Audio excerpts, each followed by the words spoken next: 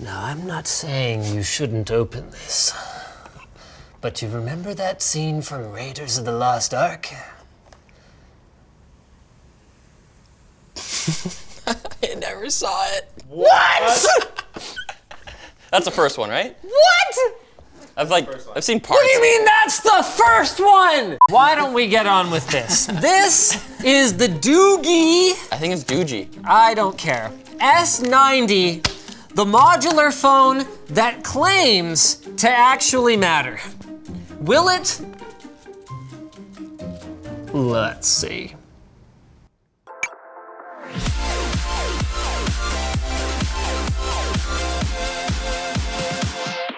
So somehow, on a phone this size, they still didn't manage to include a headphone jack.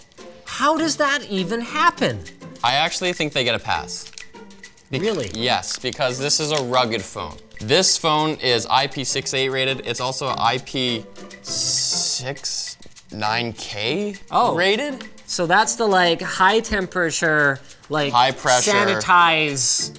Although what you're doing with your phone where you need to put it under a high pressure spray to clean it. I mean, porn directors? Ebola crisis response team. Okay. Who knows? And then drop wise, how are we doing on this thing? I don't think there's actually any drop numbers per se, but they do advertise military grade durability with it's ballistic proof and salt corrosion spray proof and mold proof. So feature wise, this thing actually has like kind of pretty much everything. It's got a 5,000 milliamp hour battery. 5,050. Sorry, excuse me. It's got a 16 megapixel rear camera, 8 megapixel front camera. It's got micro SD expansion. It's got an 8-core Helio P60 processor, 6 gigs of RAM, 128 gigs of storage, dual SIM support. It's got whatever this is. What the hell SIM's is this? in there. Oh, the SIM's in there. Yeah, it's a waterproof thing. It's a waterproof SIM thing. The only thing that's missing is the headphone jack. Really though, the thing that attracted us to it is this accessory package. So included with the phone, you've got what appears to be an antenna. You've got, okay, that's just a regular Type-C cable. This one's pretty cool. This is just a Type-C to Type-A. It comes with that, so you can plug in pretty much any USB device you'd like. It's got this wall wart that we're gonna have to use a different one because that's incompatible. It's got whatever this is. Oh my God. Yes. Is that what this is? Yes. Is it a walkie-talkie? It's a walkie-talkie. That's pretty cool. Okay, we're gonna have to try that later. Gradienter? What is a gradienter? Yeah, it reads 86, and we're definitely... Dude, you're not even 90. I am 90. Go, I'm not moving at all. Go check. Shit's broken. Sound Peter. All right, guys, so welcome to Linus Tech Tips. We're gonna be checking out the Doogie S90. It's reading annoying boss. Ah! What happened? You did that right in my ear! Ah! Put this back on here. I think you can throw it. I think it's fine. Yeah, I could. That's the idea, right? Oh!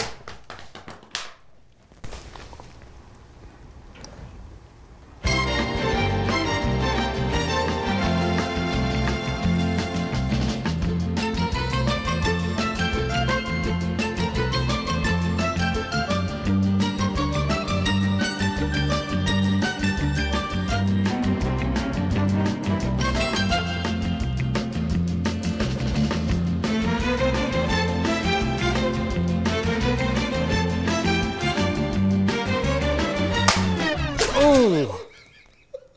Oh, Doogie.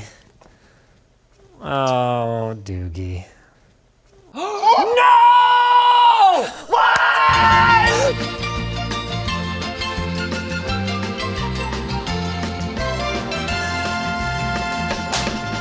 Woo!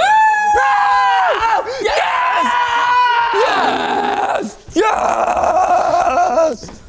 So I think it's pretty fair to say that in spite of our abuse, this thing doesn't even have a scratch on it. Well, we were lucky that we didn't throw it with any accessories on it, because these accessories are not rugged at all, or waterproof.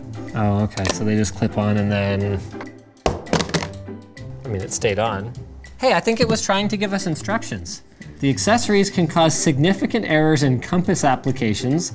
Connecting OTG when backclip power is connected, neither will be available. Oh, so basically, they have just rerouted the USB Type-C interface here. That's a sweet interface though. Boom. What the hell is water camera? The interface does not support touch function. Press volume up and photo key to capture. Oh, that makes sense. Oh, you're underwater and you can't tap it. Yeah. So you use the buttons. This is not an amazing camera. So this is the rear camera. The autofocus is abominable. Like it keeps grabbing you and then just completely losing you. It's a Samsung camera. It's gonna have a really hard time with that. This thing, it struggles at the best of times. Okay, give me your best action hero pose. Yeah, this is really not a strong performance. Should we see if we can get the walkie-talkie working? No, I think we should move on. All right. Because no one's gonna buy that. People are gonna buy this. The battery one, an extra 5,000 milliamp hours. This doesn't feel like 5,000 milliamp hours. I bet it does when it's on there. And you still can't use OTG. That's pretty annoying. And you also lose your fingerprint reader. It's covered now. This thing is really unwieldy. Like compared to the 13,000 milliamp hour Ulefone that we checked out recently, this feels so much more ungainly. Like if you're gonna have a big phone, it is so much more space and weight efficient to just have a bigger battery in the phone in the first place versus trying to clip on an accessory. This is why I think every modular phone concept up until now has failed. Now, one thing Doogee is doing a little bit differently is they're trying to build accessories that someone might actually want. And this night vision one is really the most unique one. You know what I think people would think? It just looks like one of those pop-up things. What are those called? Those pop rings. It looks like you got a camera themed one. You know, like you can get those coffee mugs that look like lenses. Like, I work in film, so I got one of these lenses. Yeah, so it works in the day. There's a lot of noise, a lot of grain here. I don't think this is night vision at all. I think this is just a big lens that captures more light. Like, yes, in a very dark situation, I could hold this up in front of me and like kind of be able to see, but with the same amount of preparation, I could grab a flashlight, you know? I mean, honestly, the phone itself, I don't really have any particular issue with. If you want a rugged phone, there aren't a ton of options out there. There's those underpowered ones from Cat. There's that Ulefone that we checked out recently, but that is not waterproof, even though it's got like a really kind of beefy, rugged-ish feeling build.